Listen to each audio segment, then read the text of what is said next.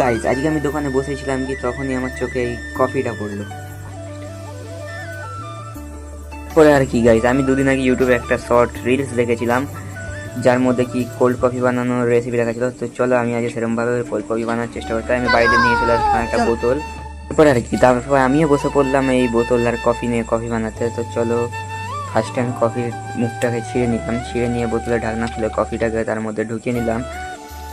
পরে আর কি তারপরে আমি ভালো করে কফিটাকে বোতলের মধ্যে ঢেলে নিলাম, ঢেলে নিয়ে বোতলের ঢাকনাটা আটকে কফিটাকে নাড়াতে শুরু করে দিলাম। তারপরে আমি কফিটাকে অনেকক্ষণ নাড়ানো চাড়ানো করে তোমাদের খালি আবার কালারটা দেখিয়ে দেবো। গাইস দেখো খালি কালারটা, বাহ কত সুন্দর কালার এসেছে। কফিটাকে একটু নাড়াচাড়ার পর আমি খেতে শুরু করলাম কফিটাকে। দেখো গাইস, সত্যি বলতে কফিটা একদম বিচ্ছিরি হয়েছে।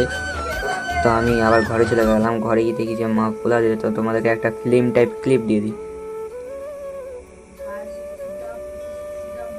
গাইজ আমি এখানে ঘরে বসে পোলাও খাই আর তোমরা ওদিকে সাবস্ক্রাইব করো। বাই।